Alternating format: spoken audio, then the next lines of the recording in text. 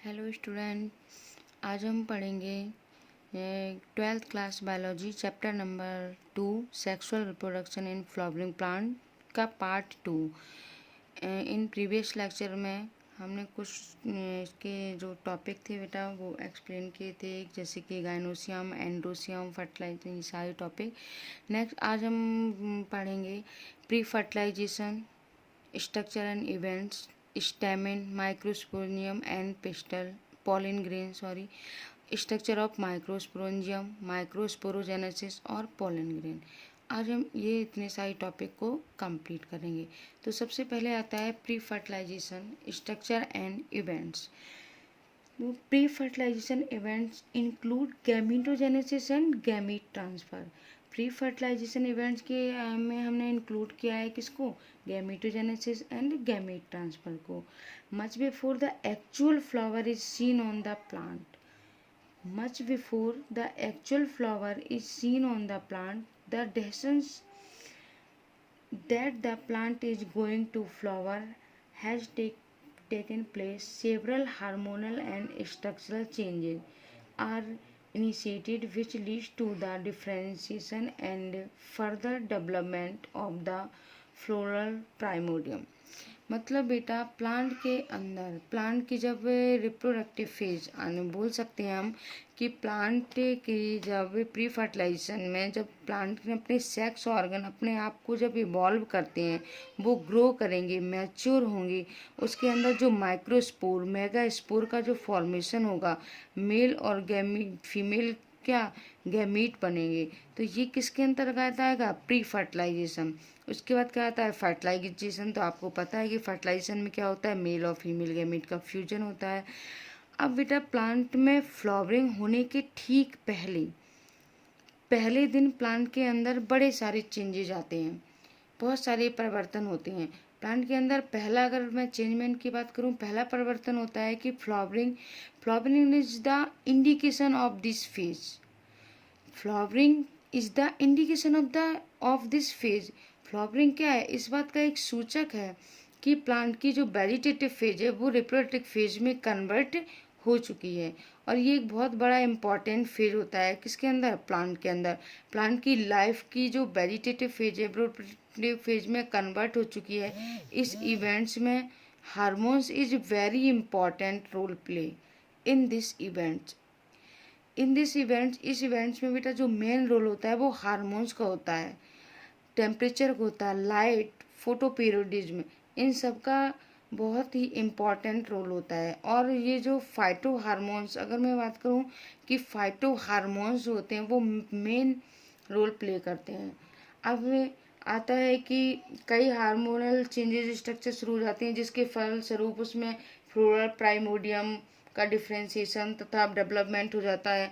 अब ये फ्लोरल प्रीमोडियम क्या होता है? इसका मतलब जो फ्लोरल प्रीमोडियम है, इसका मतलब होता है कि स्टेम के अंदर एक ऐसी बड बन जाती है, एक ऐसी बड का डेवलपमेंट हो जाता है या बनेगी जिस पर फ्लावर की एक्सिस बनेगी। क्या बनेगी? फ्लावर की एक्सिस, और फ्लावर निकलेगा। अगर मैं बात करूं कि एक अकेला फ्लावर लगा हो तो उसे हम सॉलिटरी फ्लावर बोलते हैं। क्या बोलते हैं? Solitary flower.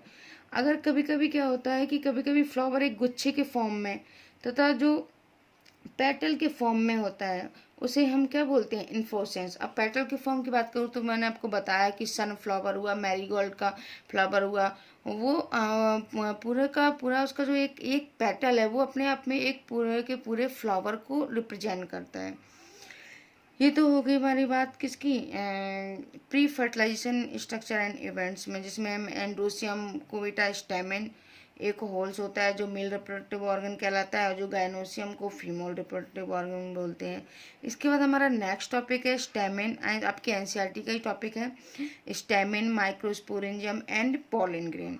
अब बात आती है कि जो स्टेमेन है, माइक्रोस्पोरेंजियम और पोलन ग्रेन ये क्या होते हैं। तो हम सबसे पहले बात करेंगे मेल रिप्रोडक्टिव हॉल्स की या फिर एंड्रोसियम की। तो जो male reproductive organ is called androecium consist of a whorl of stamen. किसको कंसिस्ट करता है? स्टेमिन को।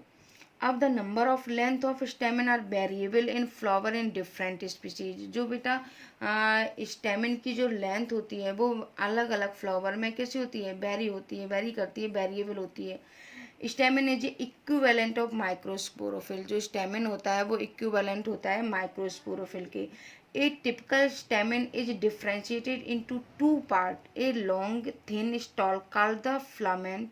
जो लॉन्ग थिन स्टेमन होता है उसको क्या बोलते हैं, filament. And the terminal generally bilobed structure called the anther, उसको क्या बोलते हैं हम, anther. The proximal end of filament is attach to the thalamus और द पेटल। जो आपका प्रॉक्सिमल एंड होता है बेटा वो या तो फ्लामेंट अटैच होगा या थैलस से या फिर उसके पेटल से। Anther the filament of two anther lobe are attach together with help of a region called connective. Connective contain vascular tissue. Connective क्या है, कंटेन करता है वेस्कुलर टिश्यू को। अब मैं आपको एनसीईआरटी का अगर आपको एक फिगर दिखाऊं एक टिपिकल एंथर का, तो आप बेटा देख सकते हैं ये क्या है, आपका एक टिपिकल एंथर है। इस एंथर में आप देख सकते हैं कि ये क्या है, ग्रुप बनी हुई है। क्या बनी हुई है, ये एंथर है। एंथर के अंदर ये जो ग्रुप बनी है, इस ग्रुप का मतलब होता है कि एंथर यहाँ से क्या होता है बेटा, डिवाइड करता है।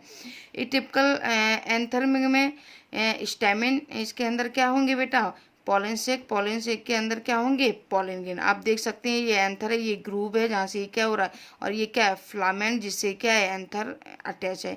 ये लाइन ऑफ डेसेंस है जहाँ से ये एंथर क्या होते हैं, रप्चर होते हैं। और ये पॉलन सेक, और पॉलन सेक एक, अगर मैं टिपिकल एंथर की बात करूँ बेटा, तो एक टिपिकल स्टेमिन, एंथर की यूनिट आप जानते हैं क्या होती है, स्टेमिन। एक टिपिकल स्टेमिन में टू पार्ट होते हैं, फ्लामेंट जो लॉन्ग एंड सिलेंडर स्टाइल को होता है, और एक होता है टर्मिनल, जो कि जिसको टर्मिनल पार्ट को क्या बोलते हैं, एंथर। अब एंथर जनरली वाई लोब्ड होता है। एंथर में कितने लोब होते हैं, वाई लोब्ड होता है।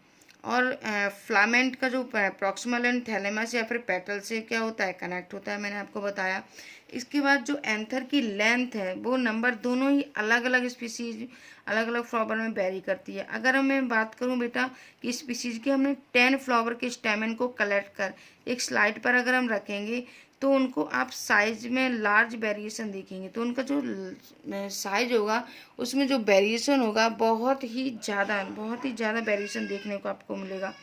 प्रत्येक स्टेमिन का जो माइक्रोस्पोर उसको अगर हम आप अच्छे से अगर आप देखेंगे, उसको हम डायग्राम उसका बनाकर, तो उसका जो शेप होगा, उसके जो फ्लावर का शेप होगा, उसके एंथर की जो अटैचमेंट को अच्छे से क्या हो सकता है, हम लोग समझ सकते हैं, देख सकते हैं।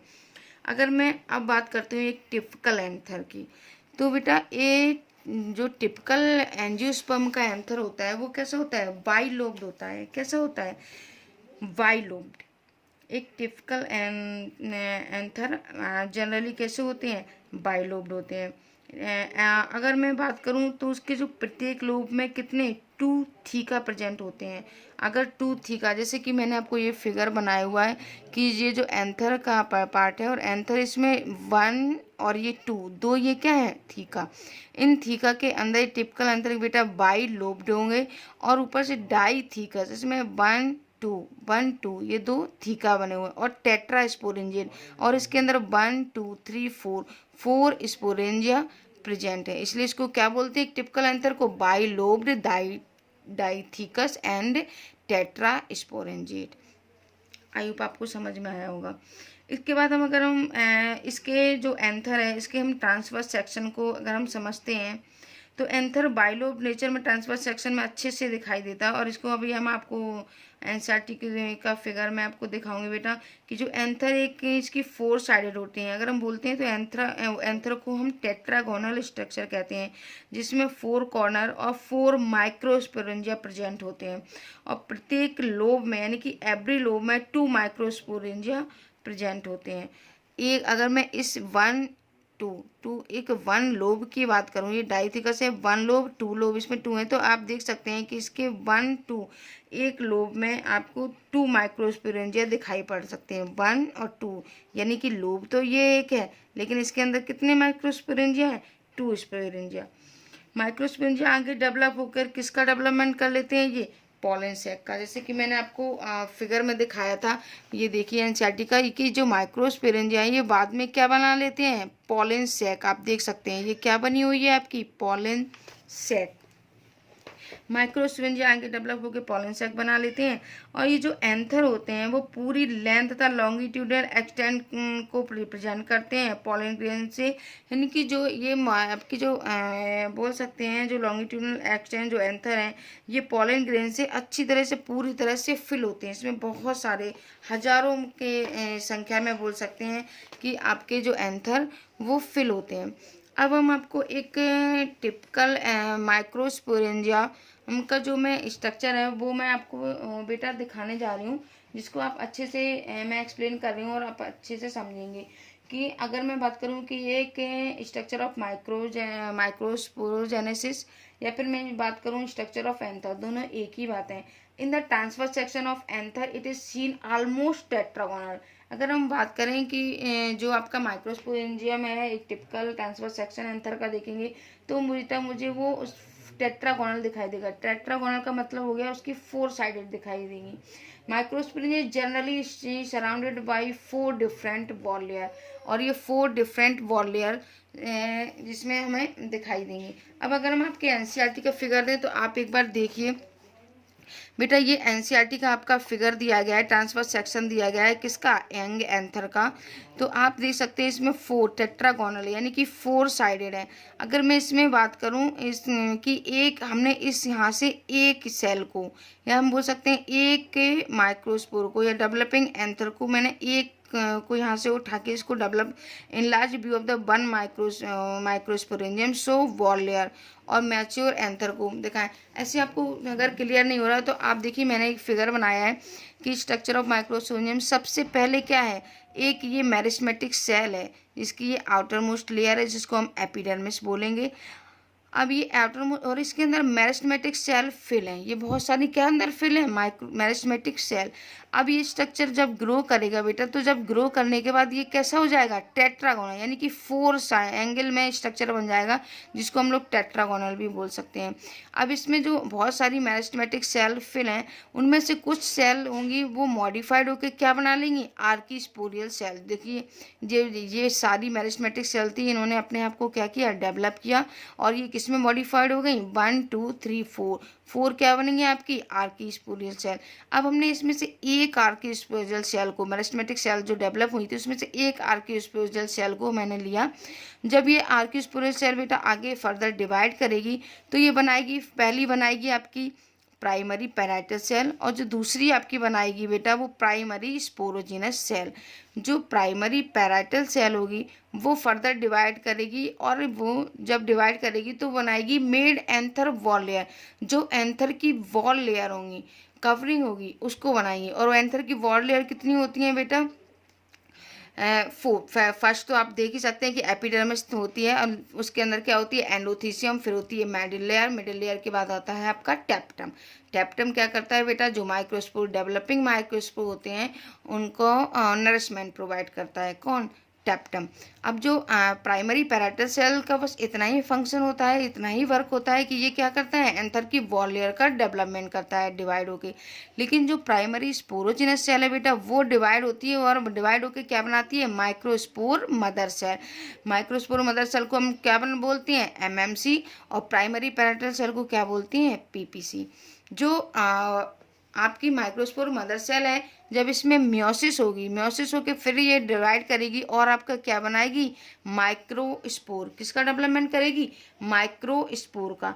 जो माइक्रोस्पोर, और यही बेटा माइक्रोस्पोर डेवलप होकर यही क्या बनाते हैं आगे, पॉलिन ग्रेन कहलाते हैं। यही माइक्रोस्पोर आगे डेवलप होंगे और क्या कहलाते हैं, पॉलिन ग्रेन। ये जो मैंने आपको फिगर बताया ये आपकी एनसीईआरटी का 2.3 फिगर बेटा मैंने आपको एक्सप्लेन किया है। आपको एनसीईआरटी में क्लियर तरीके से नहीं दिया गया है, इसमें भी आप देख सकते हैं कि ये क्या है, कनेक्टिव, जहाँ से ये जो एंथर है जहाँ से ऐसे ये कनेक्ट हुआ था एंथर, यहाँ से कनेक्ट हो रहा है। ये फर्स्ट लेयर है जिसको हम लोगों ने एपिडर्मिस बोला, वॉल लेयर है एंथर की। इसके अंदर जो लेयर है बेटा वो एंडोथीसियम है, उसके अंदर जो है वो क्या है, स्पोरोजिनस टिश्यू, यानी कि microspore mother cell, sporogenous tissue, और इसके अंदर क्या प्रेजेंट है, माइक्रोस्पोर मदर सेल। और अंदर आप देख सकते हैं टेप्टम की लेयर, और जो जो टैप्टम की जो कवरिंग है बेटा वो क्या करती है, जो माइक्रोस्पोर डेवलपिंग माइक्रोस्पोर हैं उनको नरिशमेंट प्रोवाइड करती है। अब आप सीख सकते हैं कि यहाँ से हमने एक माइक्रोस्पोर को लिया है, इसमें आप एक एंथर की बॉल को लिया है जो डिवाइड हुई थी प्राइमरी स्पोरोजिनस सेल, जो आप देख सकते हैं इसमें क्या है, एपिडर्मिस, एंडोथेसियम, मिडिल लेयर और माइक्रोस्पोर मदर सेल। और ये क्या है, टैप्टम। टैप्टम आप देख सकते हैं ये क्या करते हैं, ये जो डेवलपिंग माइक्रोस्पोर हैं उसको नरिशमेंट, उसका पालन पोषण करते हैं, नरिशमेंट प्रोवाइड करते हैं। जब ये एंथर कैसे हो जाते हैं, माइक्रोस्पोर डेवलप हो जाते हैं, डेवलप होने के बाद में क्या हो जाते हैं, पॉलन ग्रेन बन जाते हैं। और यही पॉलन ग्रेन बाद में क्या होती है, सेल रप्चर करती है और पॉलन ग्रेन क्या हो जाते हैं, डिजनरेट हो जाते हैं। आई होप बेटा आपको माइक्रोस्पोरोजेनेसिस समझ में आया होगा और अच्छे से क्लियर होगा। अब माइक्रोस्पोरोजेनेसिस का हम अच्छे से और देख सकते हैं कि आपकी एनसीईआरटी में क्या लिखा हुआ है कि जो एक टिपिकल माइक्रोस्पोरेंजिया अपने ट्रांसफर सेक्शन में लगभग सर्कुलर दिखाई देता है। इसमें जनरली 4 लेयर होती हैं जो मैंने आपको बताई, एपिडर्मिस, एंडोथेसियम, मिडिल और टैप्टम। बाहरी 3 लेयर का मेन क्या होता है, प्रोटेक्शन। एंथर को क्या करते हैं, ये प्रोटेक्शन करती हैं और डेसेंस में क्या करती हैं, हेल्प करती हैं जिससे पॉलन ग्रेन बाहर निकल सकें। जो टैप्टम है मैंने आपको बताया कि टैप्टम क्या है, सबसे इनर मोस्ट लेयर है जो डेवलपिंग पॉलन ग्रेन को क्या प्रोवाइड करती है, नरिशमेंट प्रोवाइड करती है। टैप्टम की सेल में डेंस साइटोप्लाज्म, तो जनरली एक से अधिक न्यूक्लियस पाए जाते हैं। अब ये डेंस साइटोप्लाज्म का मतलब क्या हुआ बेटा, मैंने आपको 11th क्लास में पढ़ाया था, पहले ही बता दिया था कि डेंस साइटोप्लाज्म का मतलब क्या हुआ है। और साइटोप्लाज्म का मेनली अगर मैं बोलूँ कि मीन्स होता है, तो साइटोप्लाज्म का वाटरी कंटेंट, साइटोप्लाज्म क्या है, वाटरी कंटेंट है। जबकि लेस अगर साइटोप्लाज्म कहीं पर दिया है तो उसका मतलब होता है प्रोटीन कंटेंट उसमें क्या है, कम है। लेकिन अगर डेंस साइटोप्लाज्म की बात की जाए तो मतलब होता है कि इसमें प्रोटीन कंटेंट क्या है, protein content is more, protein का जो कंटेंट है वो बहुत ज़्यादा मात्रा में प्रेजेंट होता है। आई होप आपको समझ में आया होगा डेंस साइटोप्लाज्म का मतलब। जब एंथर यंग होता है तब उसकी जो माइक्रोस्पोरियम है वो सेंटर में कॉम्पैक्टली अरेंज होते हैं जिसको होमोजीनस सेल, मैंने आपको बताया था कि जो मेरिस्मेटिक सेल है वो सारी एक जैसी होती है, उसको होमोजीनस बोलते हैं। जब वो एक समूह में होता है जिसको स्पोरोजेनस टिश्यू कहते हैं। क्या है वो, ये स्पोरोजेनस टिश्यू, और यहीं से क्या बनती हैं, प्राइमरी पैरेटल सेल और प्राइमरी स्पोरोजीनस सेल। अब हम लोग बात करें अगर एक माइक्रोस्पोरोजेनेसिस, किसकी बात करें, माइक्रोस्पोरोजेनेसिस।